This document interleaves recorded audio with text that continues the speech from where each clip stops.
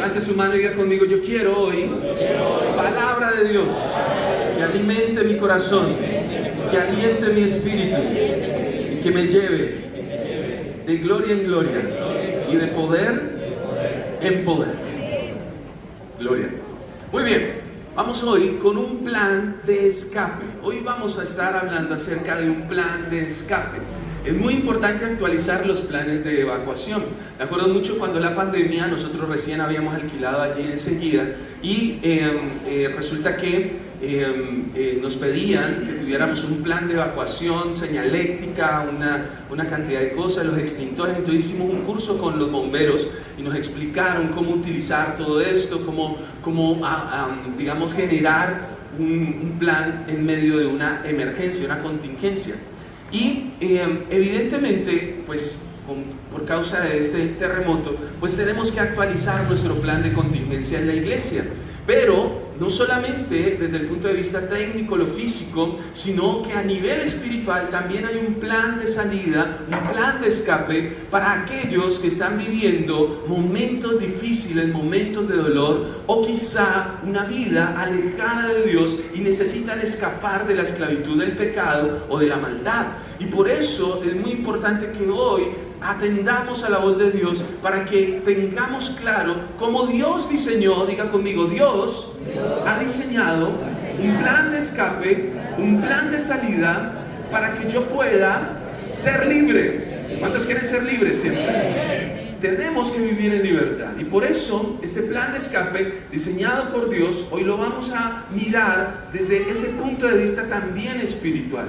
Y usted, al salir de acá, hoy lo vamos a hacer de una forma muy orgánica. Usted al salir de acá va a identificar dos cosas. ¿Cuál es la salida? Que aquí es muy fácil, porque usted sale por donde entró. Y parece chistoso, pero hay gente que no sabe. Entonces es mejor decirles, en caso de cualquier emergencia, salimos por donde entramos. Pero lo segundo, usted va a encontrar su punto, eso se llama punto de encuentro, en donde nos vamos a parar en caso de una salida de urgencia. Eso me llama mucho la atención porque Dios nos ha puesto al lado de los bomberos. Entonces, siempre que yo digo cualquier emergencia, llame a los bomberos. Acá todo lo que pasa, llame a los bomberos. Es allí nomás, ni siquiera tengo el teléfono de los bomberos porque nomás es pasar la calle y ahí están los bomberos. Dios nos ha bendecido con eso es bueno, porque tenemos ya a la mano tenemos ambulancia, tenemos paramédicos, tenemos agua por si hay un incendio o lo que sea, bañamos a todo el mundo y tremendo, y tenemos además de eso comunicación porque hay una antena gigante que ustedes la ven acá. Esta antena funciona para las comunicaciones, entonces nos ayuda muchísimo. Hoy vamos a leer entonces Éxodo capítulo 14 versículo 1 al 14, que dice lo siguiente: el Señor le dijo a Moisés: dile a los israelitas que se devuelvan de Pi Hahirot y que acampen entre Migdol y el Mar Rojo frente a Baal-Zephón. El faraón va a pensar, los israelitas están confundidos, perdidos en el desierto. Voy a hacer, escuche lo que dice Dios, léalo conmigo, voy a hacer que el faraón se atreva a venir tras ustedes, pero con mi gran poder yo los voy a derrotar a él y a su ejército. Esto se lo dijo Dios a quién? A Moisés. Así van a saber ellos que yo soy el Señor. Entonces los israelitas que estaban escuchando lo que Dios le decía a Moisés hicieron lo que el Señor les dijo. Cuando el rey de Egipto se enteró de que el pueblo de Israel se había escapado, él y sus servidores cambiaron de parecer en cuanto a los israelitas y dijeron: ¿cómo pudimos permitir que se fueran los israelitas y dejaran de trabajar para nosotros? Entonces el faraón alistó su carro de combate y se llevó con él a su ejército. Se llevó 600 de sus mejores carros de combate y también todos los drones, todos los demás carros de combate de Egipto, cada uno al mando de un oficial. Era lo último en tecnología. El Señor hizo que el faraón, rey de Egipto, se atreviera a perseguir, ojo, es un atrevimiento, a los israelitas que se habían ido con aire de triunfo. Los egipcios los persiguieron y los alcanzaron mientras acampaban al lado del Mar Rojo. Todos los caballos de los carros de combate los jinetes y el ejército del faraón alcanzaron a los israelitas en Pi-Hahirot frente a Baal-Zephón. A medida que el faraón se iba acercando, los israelitas se fueron dando cuenta de que los egipcios venían por ellos, se asustaron mucho y oraron para que el Señor los ayudara. Le dijeron a Moisés: ¿acaso nos trajiste aquí al desierto a morir? Porque no había tumbas en Egipto. ¿Por qué no hiciste esto? ¿Por qué nos sacaste de Egipto? ¿Acaso no te dijimos en Egipto: déjanos trabajar en paz? Para los egipcios es preferible ser esclavo en Egipto que morir en el desierto. Y Moisés le dijo al pueblo: no se atemoricen, solo deténganse a ver cómo el Señor los va a salvar hoy. Nunca más volverán a ver a estos egipcios. El Señor peleará a favor de ustedes, así que manténganse en silencio. Muy bien, Martina, manténgase en silencio. Tan hermosa. Muy bien. ¿Cuántos aman la palabra de Dios? Amén. Muy bien. El primer aspecto de este plan de escape que Dios nos regala es, número 1, y si usted está tomando nota, por favor, téngalo allí: evita el pánico. ¿Qué tienes que evitar? Evite el pánico. Mire lo que dice el versículo 13 y 14, lo repasamos nuevamente. Moisés calma a la gente: no se atemoricen, solo deténganse a ver cómo el Señor los va a salvar hoy. Nunca más van a volver a ver a estos egipcios. El Señor peleará a favor de ustedes, así que manténganse en silencio. Muy bien. ¿Qué hay que evitar? El pánico. Hay que evitar a toda costa el pánico. Una de las estrategias más fuertes que utiliza el enemigo en contra de tu vida espiritual es el temor. Es el primer espíritu que toca a la puerta de tu corazón. Hay personas que, si se va la luz, lo primero que sienten es temor, el miedo. Y el miedo nubla su capacidad de tomar decisiones. Las personas, incluso hay unas que conozco siendo cristianas, que duermen con la luz prendida. Duermen con la luz encendida porque sienten temor. Y siempre que digo esto, la gente ya sabe a quién me refiero. Pero hay muchas personas que duermen con la luz encendida.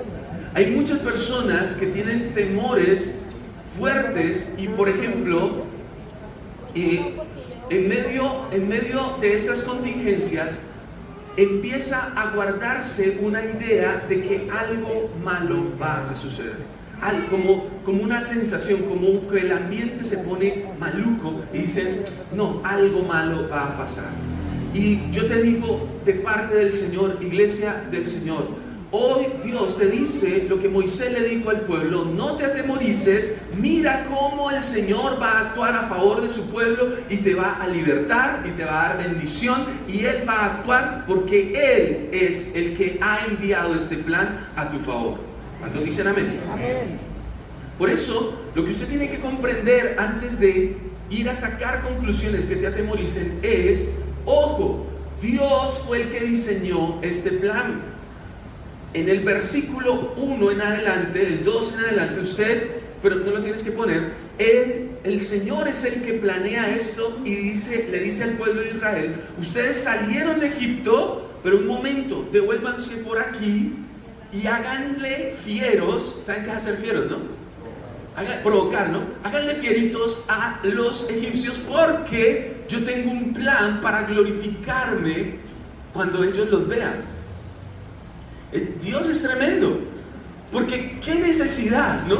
¿Para qué provocar a los egipcios, que tienen lo último en tecnología de esa época para el combate, mientras los israelitas eran un pueblo muy sencillo que estaba simplemente saliendo de la esclavitud, obedientes a Dios?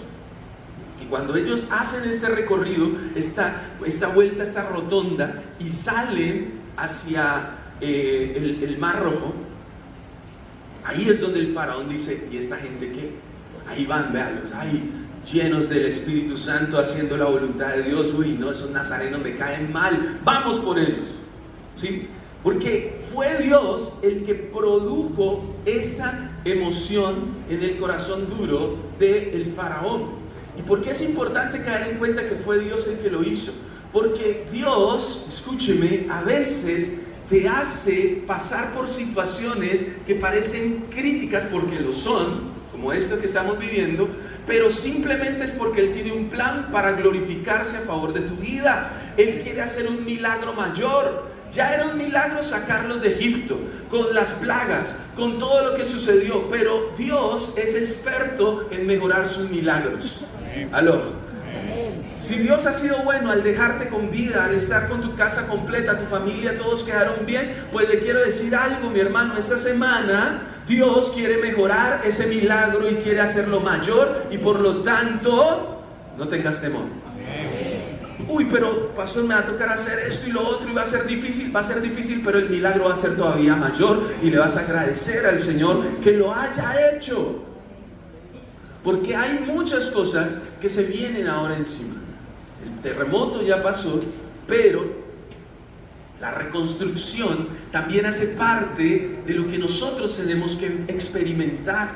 Y por eso tenemos que levantarnos. Diga conmigo, yo tengo que levantarme y caminar por donde el plan de Dios me diga. ¿Está escuchando?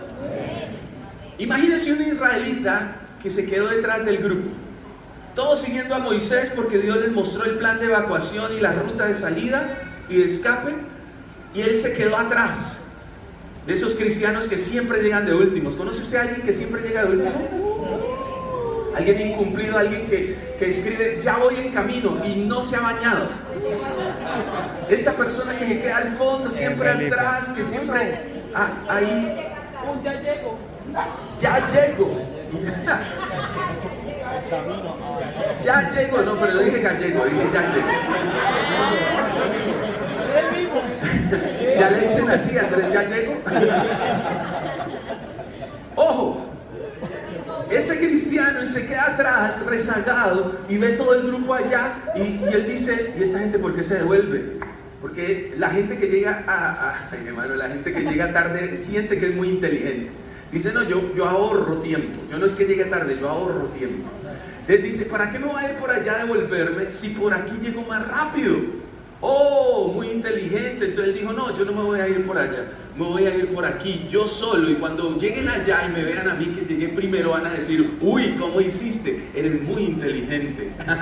Pero resulta que cuando él se queda solo, se da cuenta de dos cosas: que está solo pero en el desierto, donde el sol de día, el frío de noche, la falta de alimento lo va a afectar porque está solo. No tiene consigo la nube de la gloria de Dios, no tiene consigo la provisión de Dios que acompaña a todo el pueblo.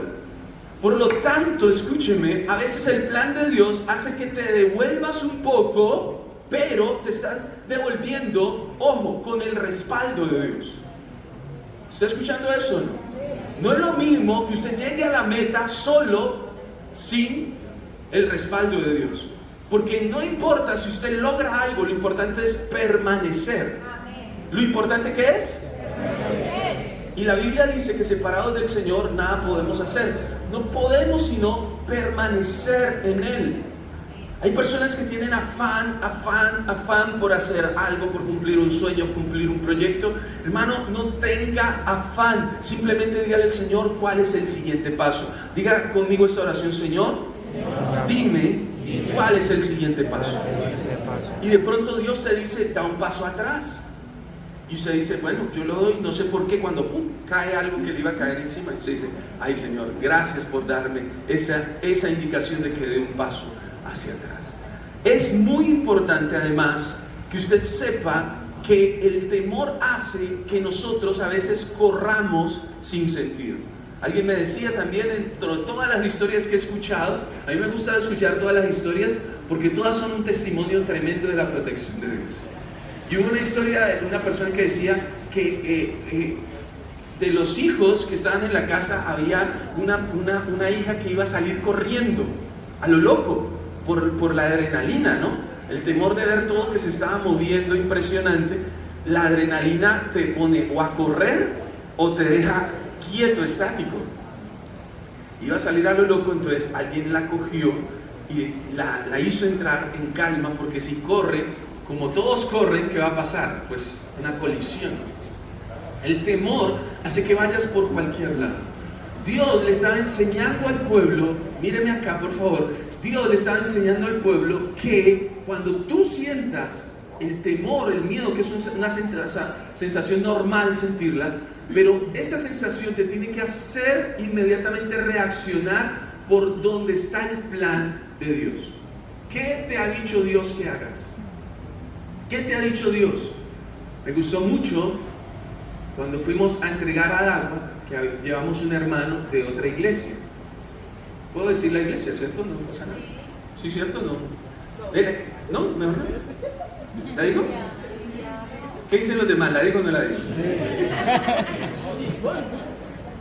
No, mentira, no pasa nada, sino que el hermano aprecia mucho esta iglesia, pero es de otra iglesia y nosotros respetamos eso porque donde Dios lo sembró, ahí debe estar. ¿Sí? Si Dios lo sembró allá debe estar. Si Dios ha sembrado a alguien aquí debe estar.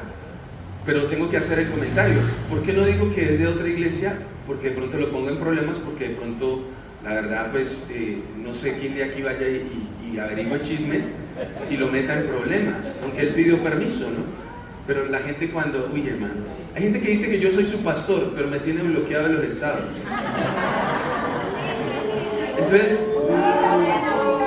Entonces, y yo no miro estados de nadie, pero hay gente que dice, ve, si supiste de tal cosa, y no, ahí está en el estado, yo busco y no, a mí no me aparece. Ay, pastor, lo tienen bloqueado.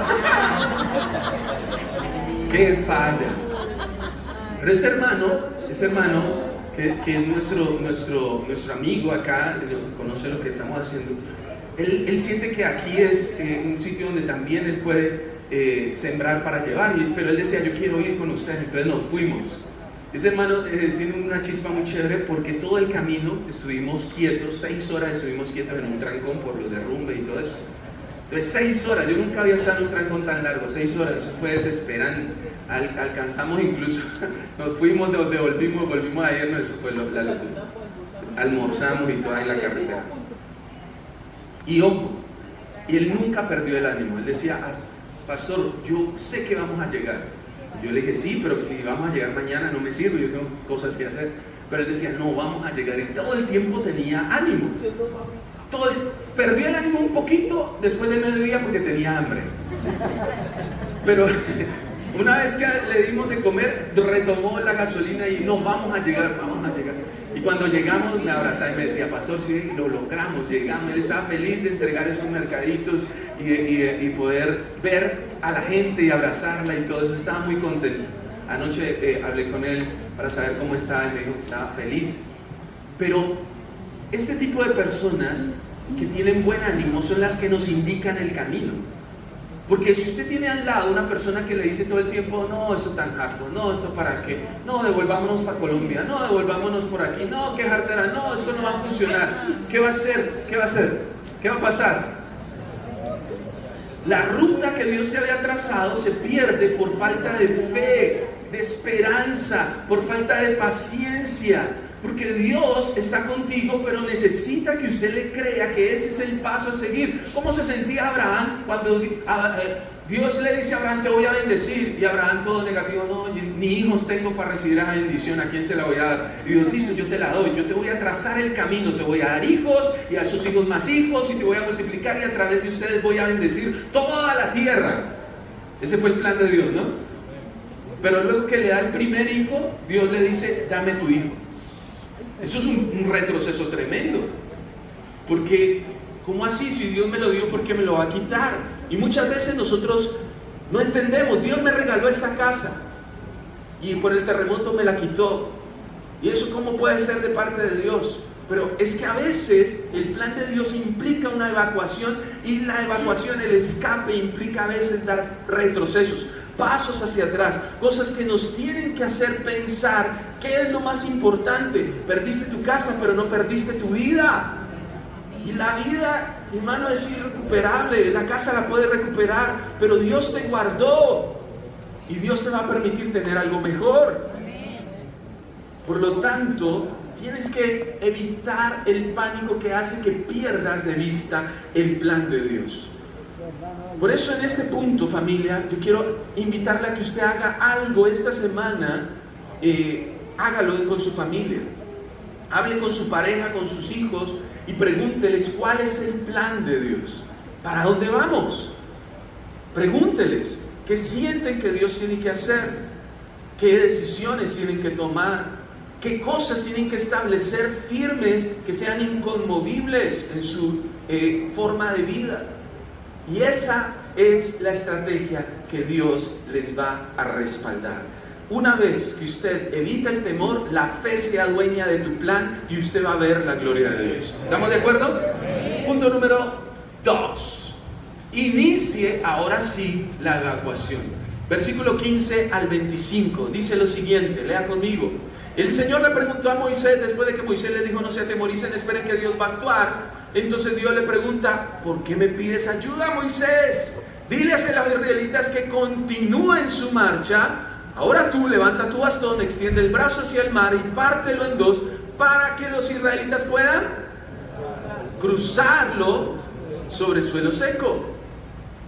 Voy a hacer que los egipcios otra vez se atrevan a perseguirlos. Oiga, a Dios le gusta a la gente bien atrevida. Y entonces voy a demostrar mi poder contra el faraón, sus carros de combate y su caballería. Escúcheme. Esto es importante antes de continuar la lectura, que usted caiga en cuenta. Dios necesitaba que los israelitas se sintieran seguros en el desierto. ¿Cómo? Evitando que los egipcios tuvieran cómo perseguirlos. Sigue, versículo 19 o 18. Y así todos los egipcios van a saber que yo soy el Señor cuando destruya al faraón, sus carros de batalla y su caballería. Entonces el ángel del Señor y la columna de nube que estaban frente a los israelitas se pusieron tras ellos. Así quedaron entre el campamento israelita. Había luz para los israelitas, oscuridad para los egipcios. Esa noche ningún campamento se acercó el uno al otro. Moisés extendió su brazo sobre el mar y el Señor provocó un fuerte viento del occidente que sopló toda la noche e hizo que el mar retrocediera. Las aguas retrocedieron a cada lado, dejando en el medio la tierra seca. Entonces los israelitas caminaron en medio del mar sobre el suelo firme, se formaron dos murallas de agua, una a cada lado, pero los egipcios se fueron a perseguirlos. Todos los caballos del faraón, sus carros de combate y su caballería fueron tras ellos en medio del mar. Temprano, a la mañana siguiente, el Señor miró hacia el campamento egipcio desde su columna de nube y de fuego y les creó una gran confusión. También les dañó las ruedas de sus carros de combate para que les costara trabajo avanzar. Entonces los egipcios dijeron, vámonos de aquí. El Señor está del lado de los israelitas y está peleando contra nosotros. ¿Cuál es el punto número 2? Vamos a decirlo todos a la una, a las dos, a las tres. Número 2. Inicie la evacuación. Lo primero, evite el pánico, pero no se quede allí porque hay que moverse. En caso de terremotos es diferente a los incendios. Usted, un incendio, salga. ¿Sí? Me vi una película del incendio de la iglesia de Notre Dame. ¿Sí? ¿Se acuerdan de la iglesia de Notre Dame en París?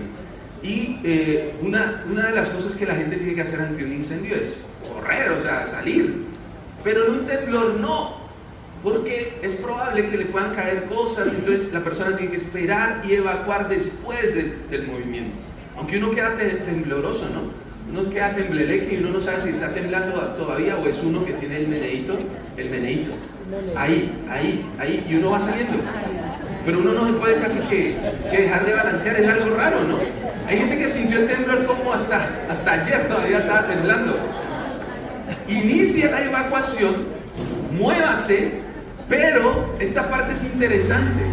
Moisés, estando en la quietud, tuvo que recibir una orden de Dios y decirle, tienes que salir ya y avanzar. Salir y avanzar, ¿por qué? Porque, ojo, Moisés es el líder y el líder es el que tiene que dar la indicación. En la evacuación, los líderes, ustedes que son de logística, Vicky y compañía, todos tienen que saber qué hacer. No puede ser que los líderes salgan corriendo, los primeros que salen corriendo, ¿sí? gritando, llenando todo de pánico. Si no, tienen que guiar a la gente, salga por aquí, hermano, usted que está quemándose, por favor, pase a los bomberos para que le echen agua, usted que está adolorido, pase acá. O sea, ustedes van guiando al pueblo. Pero me gusta mucho la imagen en donde Dios abre el mar y el pueblo pasa en seco, pero los carros de Faraón no pueden pasar. Cuando uno investiga esto, la zona donde sucedió esto es el mar de los juncos. Esto lo han investigado. Es una zona donde el viento hace que el agua se corra. No sé si ustedes han visto como en la marea, que quedan playas grandísimas, pero esto lo hace el viento. Pero es curioso que las personas que no llevan mucha carga pueden pasar, pero un caballo, un carruaje o algo muy pesado se hunde por causa de su carga. Y eso es un mensaje tremendo, porque significa que para pasar, ¿qué había que hacer? Ir ligero, ir liviano, ir sin cargas. Tenías que pasar a pie, no podías pasar en un carro, en algo pesado como un carruaje. Por esa razón, el pueblo pudo pasar porque Dios necesitaba quitar las cargas de encima de su pueblo. ¿Alguien está escuchando eso?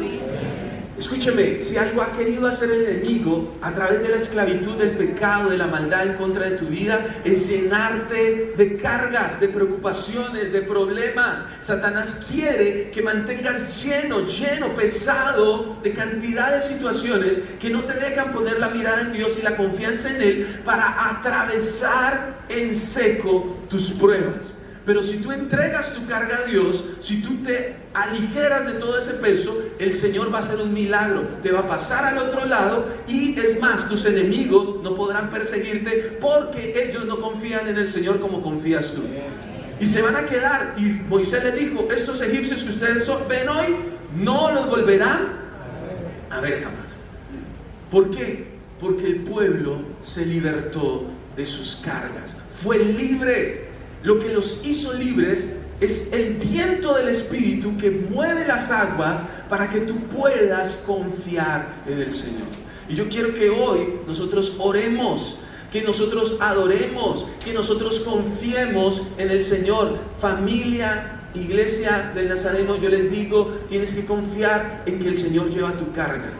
Tienes que confiar en que es Él. No eres tú, varón que estás acá. Si tú ves las cuentas que tienes que pagar, si tú ves las cosas que tienes que, tus compromisos, mujer cabeza de hogar, si tú ves todo esto y esto no te lleva a doblegarte delante de Dios, te vas a quedar con una carga que te va a hundir, siendo que ese camino lo trazó Dios para que sueltes las cargas y pases libre al otro lado, en el nombre de Jesús. Tú eres libre si entregas tus cargas. Por eso, iniciar la evacuación es soltar las cargas. Vi una imagen, un video de unos niños que una maestra de forma muy hábil los hizo calmar. Les dijo, no vamos a correr, cada uno salga.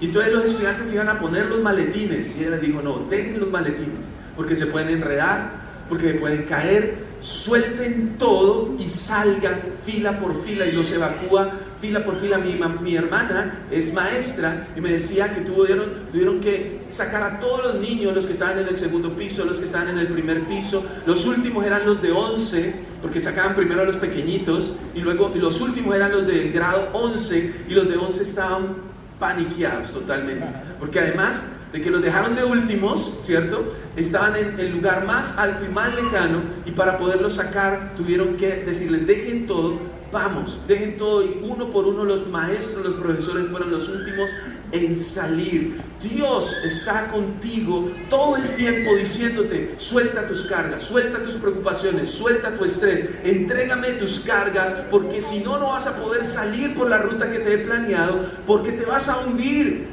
Pero hoy, en el nombre de Jesús, el Señor quita tu carga, el Señor te va a dar todo lo que necesites, todo lo suplirá el Señor.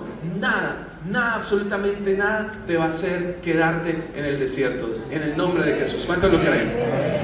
Y número 3, el último punto de este plan es el punto de encuentro. Ubique su punto de encuentro. Ahí en el versículo 25 en adelante, hasta el 31. Dice el versículo 26, el Señor le dijo a Moisés, extiende tu brazo sobre el mar para que el agua caiga sobre los egipcios, sus carros de combate y su caballería. Entonces en la mañana, o sea, ellos pasaron toda la noche atravesando, y Moisés extendió su brazo sobre el mar y el agua regresó a su lugar cubriendo a todos los egipcios. El Señor ahogó a todos los egipcios con el agua del mar. Eso era lo que Dios estaba buscando. Dios dijo, ¿cómo hago para acabar con todos estos egipcios? Vamos a hacer devolver el pueblo para que ellos los persigan. El agua regresó cubriendo todos los carros de combate y a los jinetes del ejército del faraón que habían entrado al mar para perseguirlos. Ninguno de ellos quedó vivo. Sin embargo, los israelitas cruzaron el mar sobre suelo firme, entre dos murallas de agua a cada lado. Ese día, el Señor salvó a Israel del poder de los egipcios. Los israelitas vieron a los egipcios muertos en la orilla del mar. Al darse cuenta los israelitas del gran poder que el Señor había usado contra los egipcios, ¿qué hicieron? Mostraron respeto hacia el Señor y confiaron en Él y en su siervo Moisés. Se unieron. El punto de encuentro habla de la unidad. ¿De qué habla? En una evacuación, el punto de encuentro ayuda a dos cosas. Número uno, a permanecer en un lugar seguro, pero número dos, a identificar quién falta, quién se quedó, quién está herido, quién necesita algún tipo de atención. Los puntos de encuentro son muy importantes. ¿Cómo está cada uno? Y en ese momento del punto de encuentro, lo que más importa es la unidad.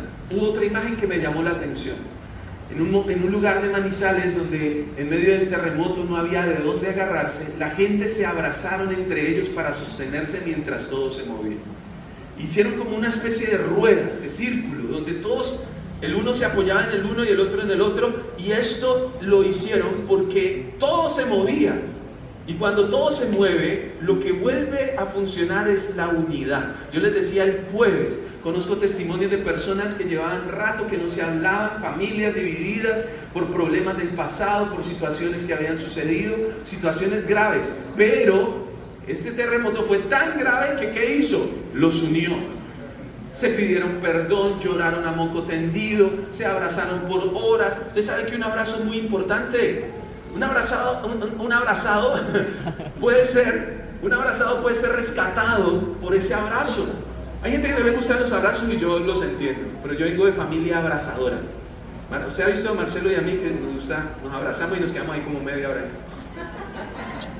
Nos gusta un abrazo, porque mi mamá es abrazadora profesional. Y un abrazo sana mucho y todo esto. Pero, escúcheme, la unidad de la familia se tiene que fortalecer de una cosa tremenda. Yo le animo a que le escriba a ese familiar o a esa persona que hace rato usted no le escribe. No la de escribir a la ex, yo no estoy predicando eso. Porque uno predica una cosa, y la gente entiende otra. El pastor me dijo que te llamara, mi amor. No, yo no estoy diciendo eso. Sí, ya hablando de la unidad en el espíritu. ¿Sí? Hermano, dejen el rencor, dejen el pasado.